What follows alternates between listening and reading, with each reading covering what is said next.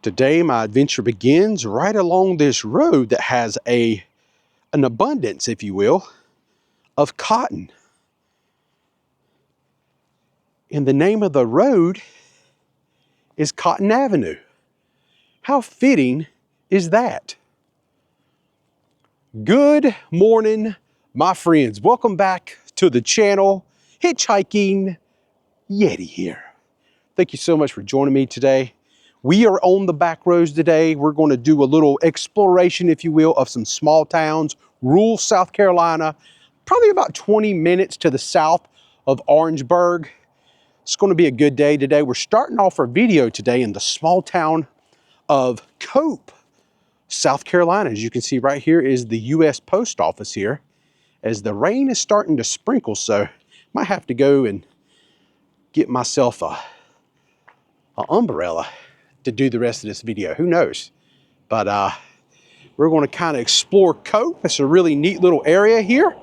And then we're going to leave this location and go do a few other towns. I'd like to get at least 3 towns in today. That's my plan anyway. Hopefully Mother Nature will give us the time we need to check these little small towns out. We're going to talk about the numbers of these towns and things like that. So should be a good one. Really appreciate you hanging out with me. So let's go ahead and get started in the small town of Cope. So when you talk about the origins of the town, it really starts with this train depot right here.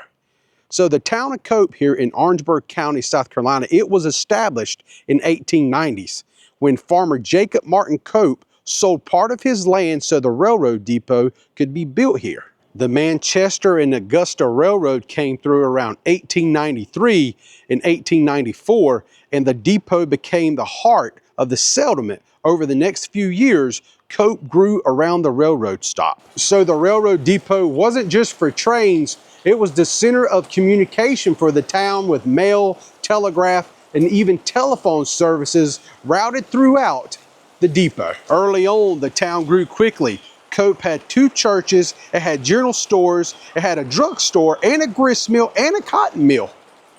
Okay, and right here is Life in the Word Holiness Church here in the downtown area. Very cute. I love the architecture of the buildings here also. It really has that old style look to it. And this here is the town hall of Cope. Hard to believe there's only about 28 people that lives here in the town. That is a very low population. I bet that has got to be one of the lowest populated towns in all of South Carolina. Matter of fact, I read online where supposedly this town almost lost its township just in the last few years, but they got it all worked out and they got to keep it. But nonetheless, this is wild. The median age here is pretty old. Not that it's bad, but 68.5 years of age is the median age for the town of Cope. Okay, next up, let's look at demographics for the town of Cope. 67.8% is white. 32.14% is black. And then when we get into the income per capita here in Cope is $51,357, which is well above South Carolina and the national averages of $25,521 and $29,829 respectively. And then the median household income here in Cope is $45,625, which is right on par with South Carolina's $46,898, and just below the national average of $55,322. Then the poverty rate here is 17.9%, which is just slightly above, but right on with South Carolina's 17.2, and slightly above the U.S. of 15.1. And then when you're looking here at crime in Cope, it is NA, non-applicable. That means nothing really happens here, right? That's the way I'm looking at it. So Cope, South Carolina, pretty much has no crime. So a notable business here in town was Valentine's Gin and Store, which was established in 1911. It served as a local hub for supplies and cotton processing, running well into the 20th century. So the information plaque out front of Valentine's Store is not really readable anymore. It's in pretty bad shape, but nonetheless, this is awesome. I love the Texaco gas pumps they have out here. Really does look pretty cool. And right here, I have a neon light that's lit up and it says Swift's Ice Cream. I've never heard of Swift's Ice Cream before. Not in my neck of the woods anyway. But yeah, this is pretty cool. I wonder if this place is like still open every once in a while, or they just leave the lights on for kind of a, you know, the ambiance. Got all the cotton in there. That is pretty wild. How interesting. It's just like a museum that you just look inside of these days and kind of maybe see how it used to be at one time. All right, as the rain continues to come down, this here is the old bank here in town. And look at, they actually have a fountain on the inside. What the heck? Look at that. I don't think I have ever seen anything quite like that before. How awesome. Well, it doesn't have a ceiling, doesn't have a roof on the old bank. When I first arrived, I seen this door and I thought it was a real door, but it's not. It's just an artistic version of a door. You can see the knob is just painted on. But when I first come in the town, just out of the corner of my eye, I thought that was a real door. So, okay, I think that right there is going to pretty much wrap it up for a little visit to Cope, South Carolina. Man, it really rained here. I ain't kidding, it calmed down. So now we're going to get back in the car and make our way down to another town. And hopefully this rain is just going to ease off a little bit. That was intense.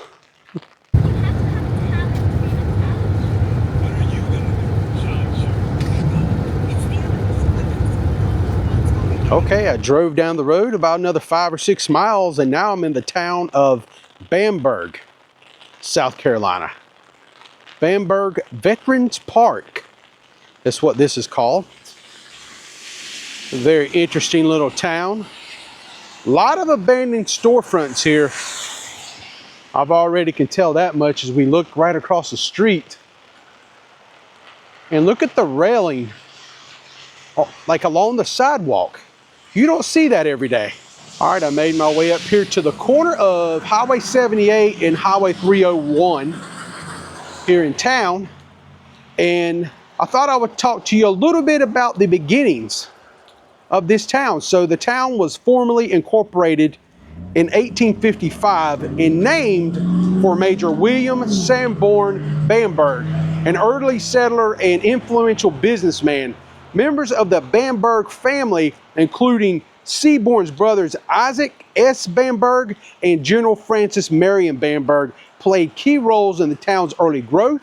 By 1860, Bamberg had a depot, a post office, and about 250 residences. So this J.D. Copeland, I think all this was connected because online it says Jefferson Daniel Copeland Sr. was a local planter and merchant, and he was like a leading cotton buyer here in the area. And after a major fire in Bamberg's business district in 1888, he rebuilt the store with the new iron front. And if you look up there at the top of the roof, you see this black part up here? I think that is what they're talking about. I think that is the iron front that they're talking about the store. So even though those over there don't seem to read J.D. Copeland, it's only that one. I think this whole section right here might have been kind of tied together in some way. So I'm really not sure what's going on, but online, supposedly the old Bamberg City Hall that was built in 1909 might used to sit right here in this area, which it looks like it's been removed now. You do see these like pavers down here, these brick, like an entrance to maybe a building. And I think right here used to be the area where the city hall once stood. And it's still on Google Maps, but when I arrive here, I sure as heck don't see it. And I don't think it's any of these buildings right here neither, because it doesn't look the same. So it looks like the old city hall building has definitely been removed. So that gets me to my next thing I want to tell you is the population report for the town. The population for Bamberg, South Carolina is 3,240 with a median age of 47.5. I cannot get over how much it has been raining since I started my vlog today. I am definitely going to be a soggy bottom boy. But it ain't going to stop me. Wow, I just can't get over this town and just how dormant it is to have, you know, over 3,000 people here and there's just nothing open. Everything seems to be boarded up for the most part. And right here is an old hair salon that don't look like it's been open in quite some time neither. I mean, even the stickers or the decals or whatnot are starting to kind of curl off the door. Look at that. So as I'm walking through town and I'm seeing these railings, it was kind of weird because I don't think I've ever been to a small town that has railings along the sidewalks like this. But I can definitely see why now, because man, there is a ton of traffic that flows down this street. I mean, Highway 301 is very, very busy. It's just non-stop traffic. Okay, so right across the street, as you can see, that theater over there has like an Art Deco architectural style to it. And I was reading online, it was a very small theater. It only seated about 300 people, and it was possibly built around 1917 or 1918. Okay, so right here on the corner of Elm Street and Main Street Highway, which is Highway 301, this old antique store right here is in really, really rough shape.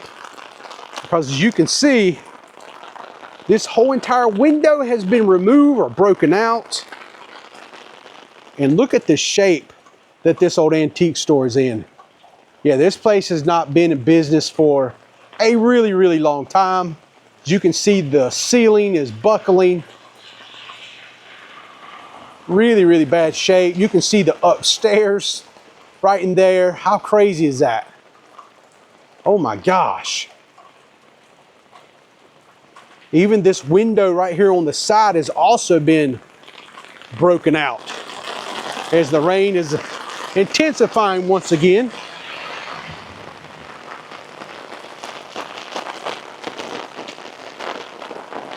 Yeah, that is not good.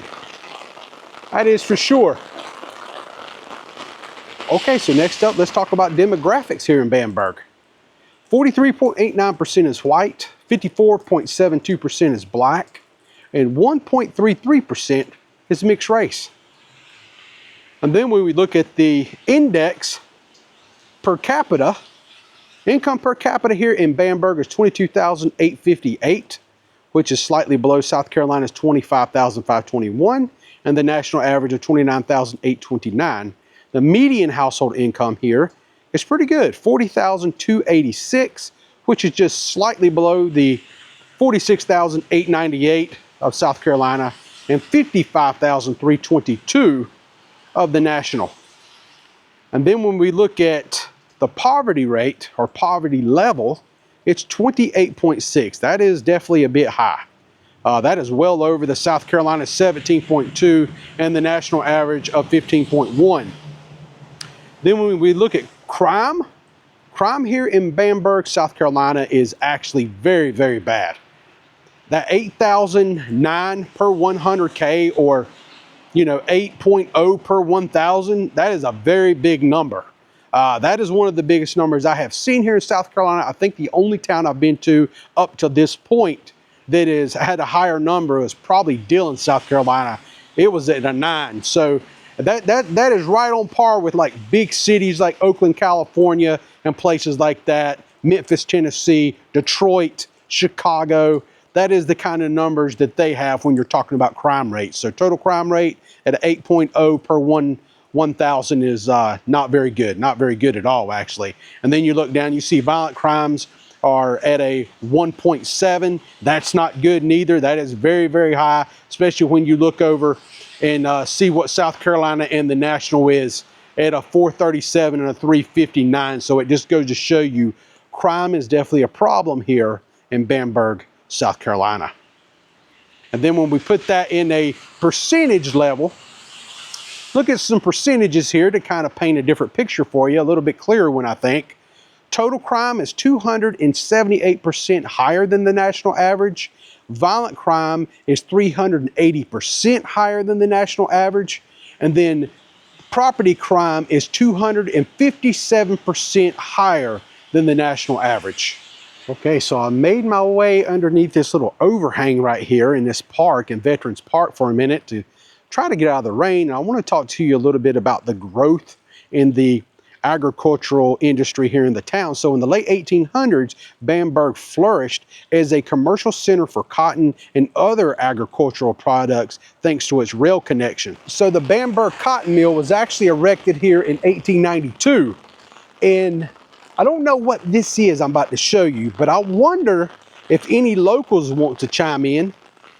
Is that part of the old cotton mill right there? This like tower, it's like a brick structure like tower. It's very, very tall. But I wonder if that's something left behind from that time period. Maybe this used to be the plot of land that the old cotton mill sat on. But all that being said, I think that is going to pretty much wrap it up here in Bamberg, South Carolina. It's been quite the experience. A lot of an abandoned stuff is here in this town. A lot of it's kind of sad. I mean, just look at this old antique store that I showed you and look at the back side of the building. It's just crumbled. I mean, it's really, really in bad shape here. So all that being said, this was a good, fun little look at this little town. I'm glad I came and kind of documented it, because who knows? The way some of these buildings look, you might come back one day and a lot of that stuff is going to be maybe knocked down or removed.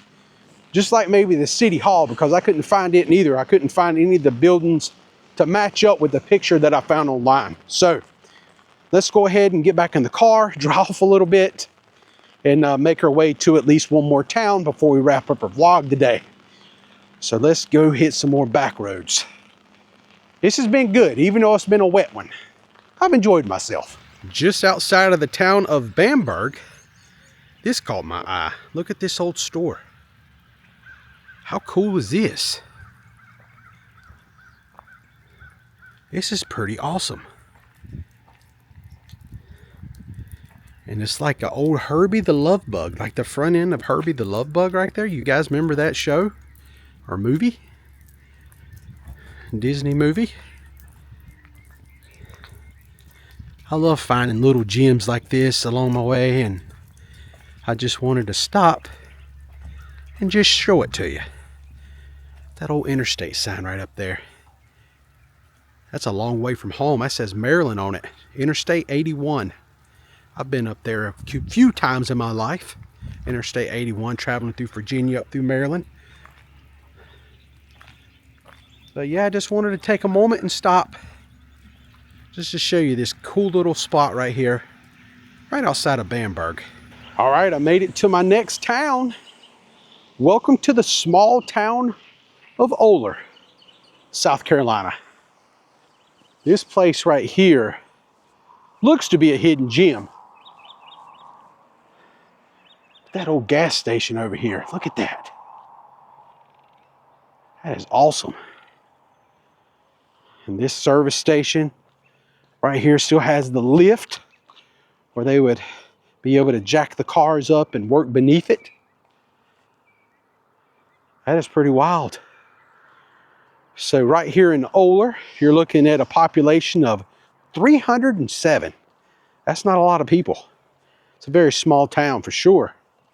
Median age here is 40.2. Yeah, I really like this town already. There is a lot of abandonment here in the town of Olar.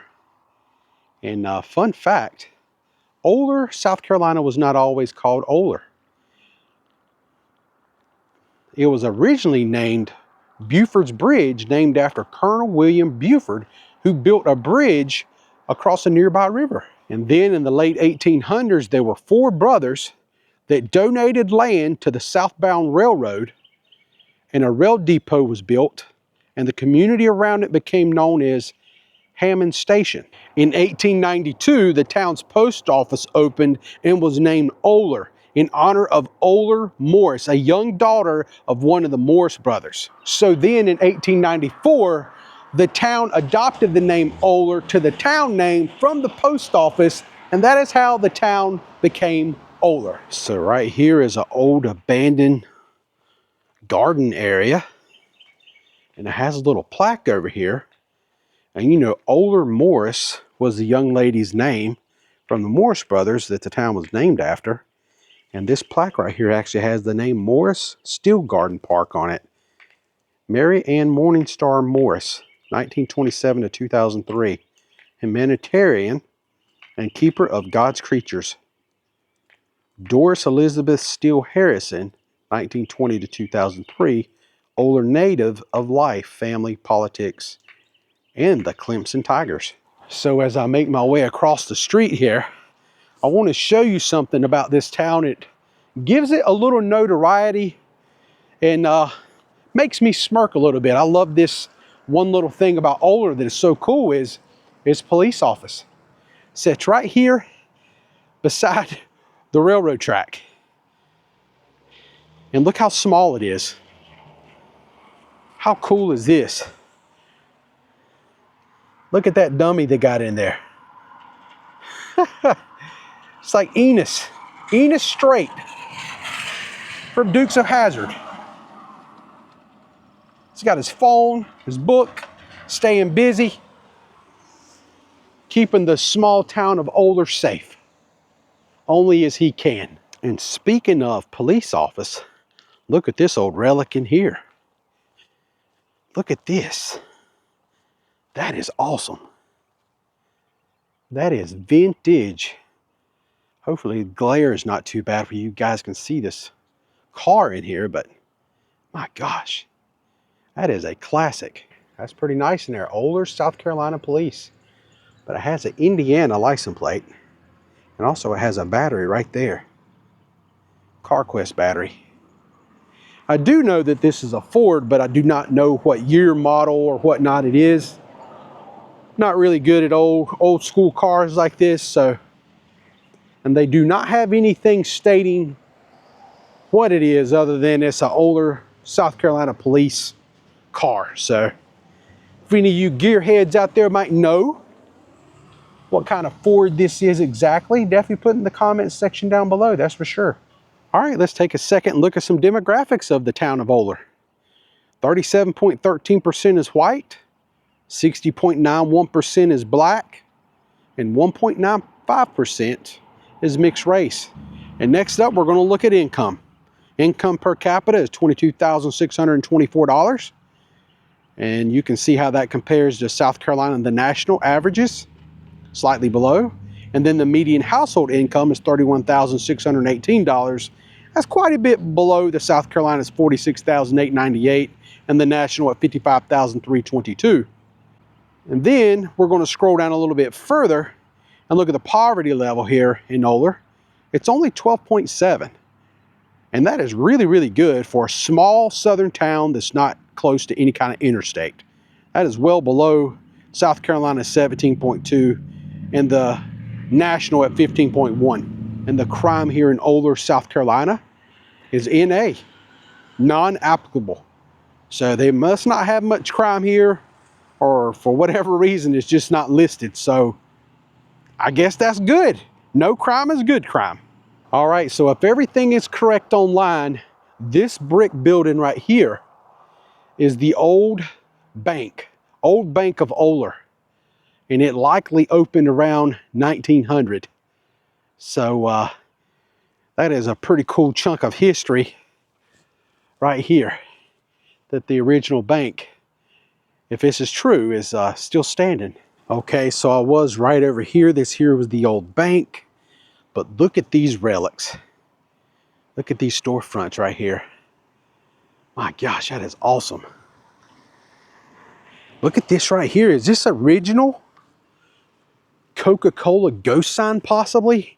And I mean, it's ghosting hard, but with my naked eye, I can actually notice it. I think it said Coca-Cola right here at one time. Right there. No, it's probably kind of hard to see, but if you look really hard, you can see the kind of cursive writing that Coca-Cola uses. And it is right here on the side of this building. That old sign up there, that old rustic thing. Wow. Old general store known as Hitch Variety Store, which was possibly established around 1938.